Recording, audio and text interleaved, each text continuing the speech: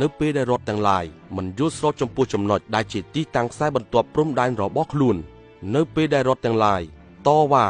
អំពីដែនកោះឬដែនសមុទ្រនៅពេលដែលរដ្ឋមួយចាត់ទុកថារដ្ឋមួយទៀតបានរំលោភលើសន្ធិសញ្ញាមួយឬវិធានផ្សេងទៀតនៃច្បាប់អន្តរជាតិហើយនៅពេលអង្គការសហប្រជាជាតិឬស្ថាប័នរបស់ខ្លួនណាមួយត្រូវការយោបល់លើបញ្ហាច្បាប់អ្វីមួយពួកគេទាំងនោះអាចមករកការដោះស្រាយតាមតុលាការយុត្តិធម៌អន្តរជាតិបាន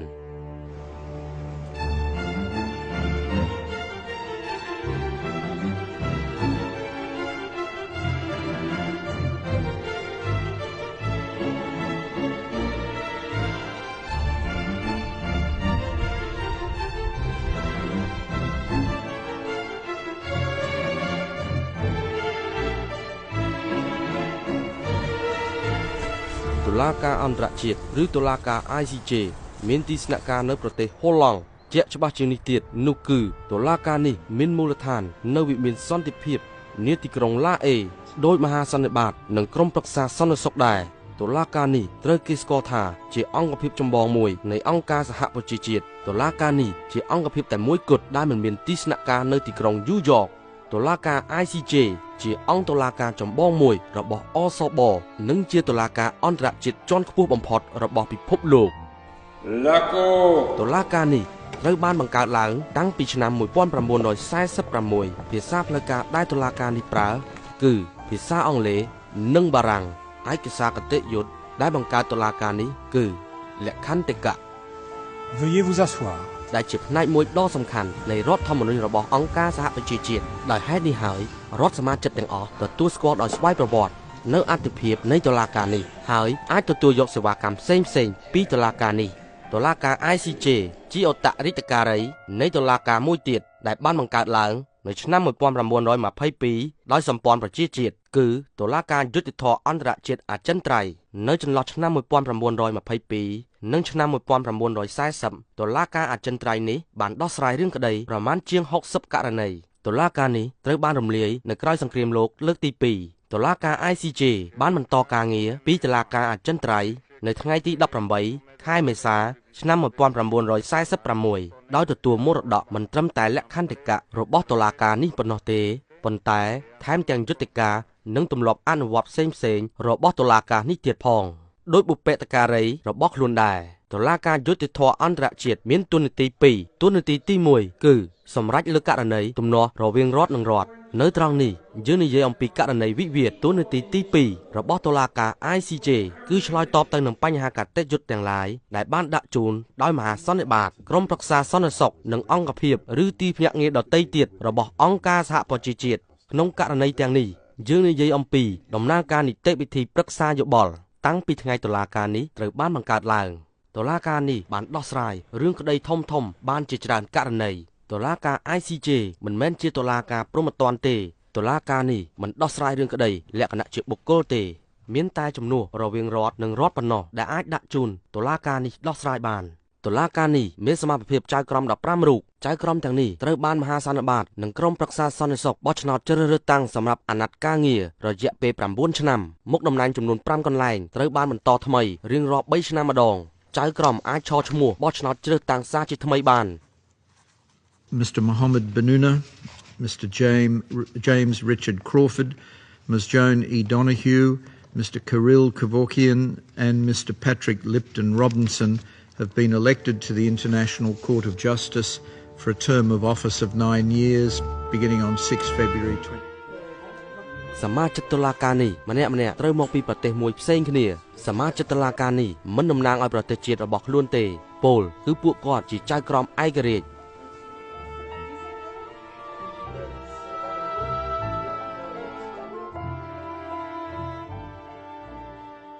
ខ្ញុំសូមប្រកាសជាឱឡារិកថាខ្ញុំនឹងបំពេញតួនាទីភារកិច្ចនិងប្រើអំណាចរបស់ខ្ញុំជាចៅក្រមប្រកបដោយកិត្តិយសដោយភក្តីភាពអនាគតនិងប្រកបដោយមនសិការខ្ពស់សមាជិកភាពរបស់តុលាការនេះឆ្លុះបញ្ចាំងពីតុល្យភាពភូមិសាស្ត្រដូចខាងក្រោមអាសនៈ3របស់ចៅក្រមជរុំជម្រះបានទៅចៅក្រមអាហ្វ្រិកអាសនៈ2របស់ចៅក្រមបានទៅចៅក្រមពីអាមេរិកឡាទីននិងការីបៀនអាសនៈ3របស់ចៅក្រម បានទៅចៅក្រមអាស៊ីអាសនៈ5ទៀតរបស់ចៅក្រមបានទៅចៅក្រមមកពីអឺរ៉ុបខាងលិចនិងរដ្ឋបច្ចិមប្រទេសផ្សេងទៀតនិងអាសនៈ2ទៀតរបស់ចៅក្រមបានទៅចៅក្រមមកពីអឺរ៉ុបខាងកើតគ្មានប្រទេសណាមួយមានសិទ្ធិទទួលបានអាសនៈមួយនេះទេប៉ុន្តែតាមការអនុវត្តជាក់ស្ដែងតុលាការនេះជានិច្ចការត្រូវរួមបញ្ចូលចៅក្រមមួយរូបមកពីមួយនៃសមាជិកអចិន្ត្រៃយ៍ទាំង5របស់ក្រុមប្រឹក្សាសន្តិសុខក្នុងករណីជាក់ស្ដែងបើតុលាការនេះមិនមានចៅក្រមណាមួយមានសញ្ជាតិមកពីរដ្ឋភាគីនៃរឿងក្តីទេរដ្ឋទាំងនោះអាចជ្រើសរើសចៅក្រមចំពោះកិច្ចម្នាក់រៀងៗខ្លួនចៅក្រមទាំងនេះដែលអាចមានសញ្ជាតិណាមួយក៏បានមានសិទ្ធិនិងភារកិច្ចពេញលេញដោយចៅក្រមដែលត្រូវបានបោះឆ្នោតជ្រើសរើសដែរនៅរៀងរាល់3ឆ្នាំម្ដងតុលាការនេះបោះឆ្នោតជ្រើសរើសតាំងប្រធាននិងអនុប្រធានប្រធានជាអធិបតីនៃសវនាការក្នុងតុលាការនេះគាត់ដឹកនាំនិងគ្រប់គ្រងការងាររដ្ឋបាលតុលាការ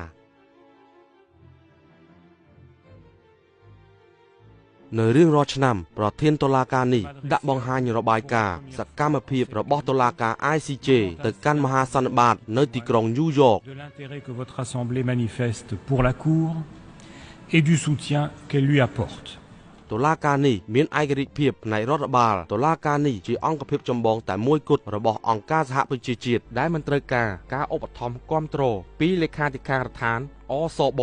ចៅក្រមទាំងអស់ធ្វើការដោយមានជំនួយពីកាលាបញ្ជីមួយរូបដែលត្រូវបានបោះឆ្នោតជ្រើសរើសតាំងដោយតុលាការសម្រាប់អាណត្តិ7ឆ្នាំដែលអាណត្តិនេះអាចបន្តជាថ្មីបានកាលាបញ្ជីរូបនេះគឺជាប្រធានលេខាធិការដ្ឋានតុលាការពលគឺជាប្រធានការិយាល័យកាលាបញ្ជីរបស់តុលាការនេះហើយដែលបុគ្គលិករបស់គាត់ត្រូវបានជ្រើសរើសពីគ្រប់ទិសទីនៅទូទាំងពិភពលោកក្រឡាបញ្ជីតុលាការបំពេញមុខងារតុលាការការទូតនិងការងាររដ្ឋបាលតួនាទីទី1របស់តុលាការនេះគឺវិនិច្ឆ័យទំនាស់តាមផ្លូវច្បាប់រវាងរដ្ឋនិងរដ្ឋការងារដោះស្រាយករណីវិវាទទាំងនេះមាន 80% នៃការងារទាំងមូលរបស់តុលាការនេះក្នុងពេលកន្លងមកករណីវិវាទជារឿយៗពាក់ព័ន្ធនឹងជំនួសខ្សែបន្ទាត់ព្រំដែនការកំណត់ដែនសមុទ្រនិងការការពារផ្នែកការទូតឥឡូវនេះបញ្ហាដែលចោទច្រើនឡើងមានជាអាចច្បាប់មនុស្សធម៌ច្បាប់បរិស្ថាននិងការប្រើកម្លាំងប្រដាប់អាវុធនិងទំនួលខុសត្រូវរបស់រដ្ឋផ្សេង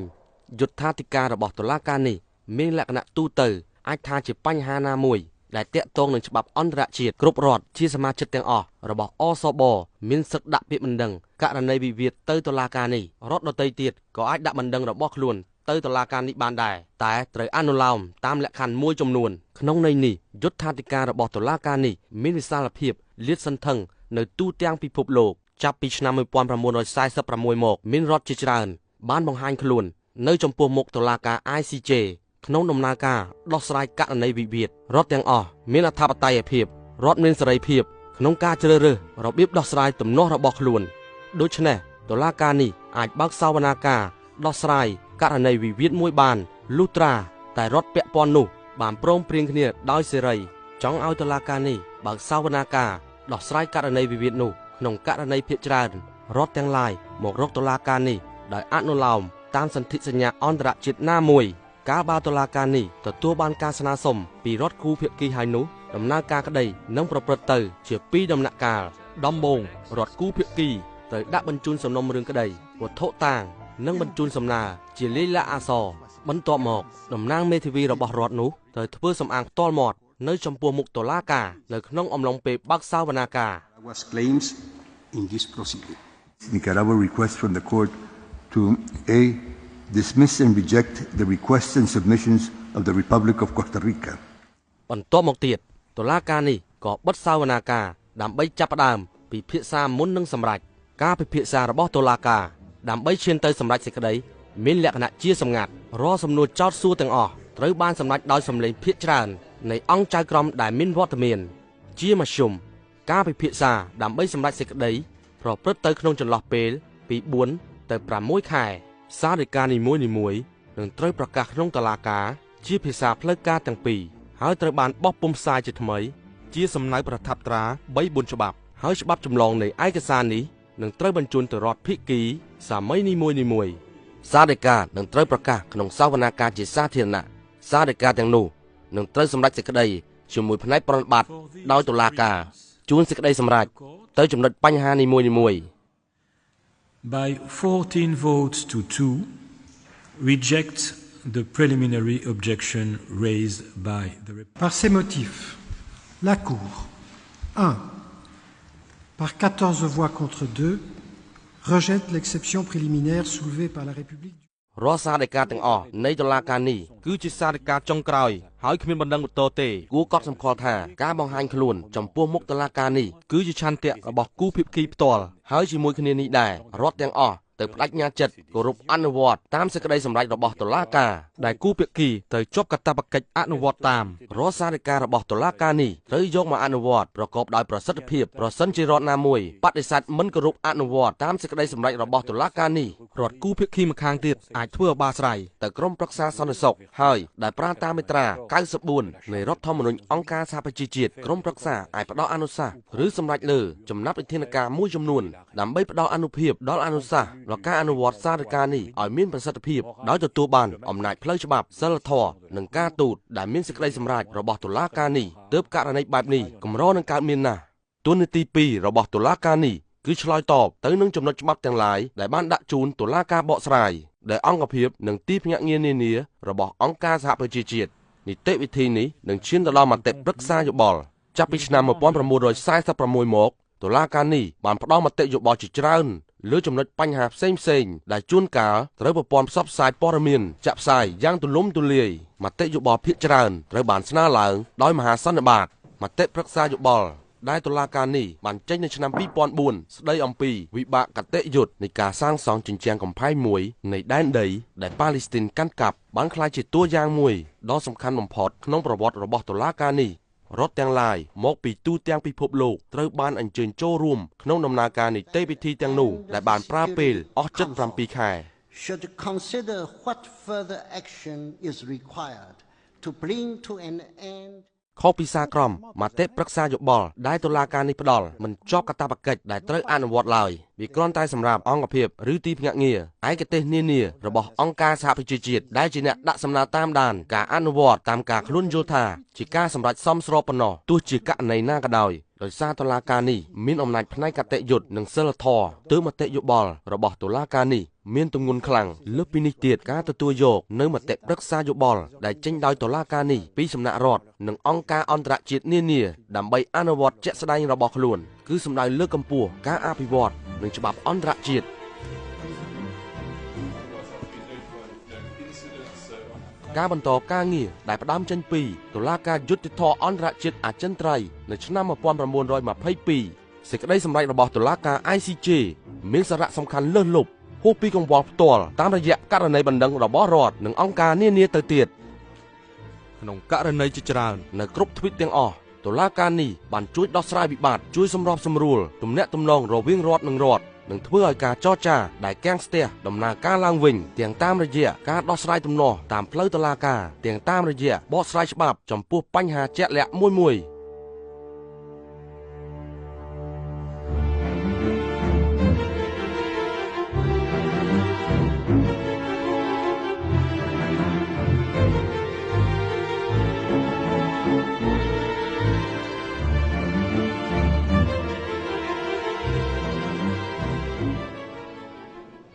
ក្នុងនាមជាអង្គតុលាការដ៏ចម្បងមួយនៃអង្គការសហប្រជាជាតិតុលាការនេះគឺជាសមាជិកមួយដ៏សំខាន់នៅក្នុងយន្តការអន្តរជាតិក្នុងការស្វែងរកនិងរក្សាសន្តិភាពក្នុងសមត្ថភាពនោះតុលាការនេះបានធ្វើជាម្ចាស់ផ្ទះជាទៀងទាត់បំផុតដើម្បីទទួលដំណើរទស្សនកិច្ចរបស់ប្រមុខរដ្ឋនិងអិសរាជជនសំខាន់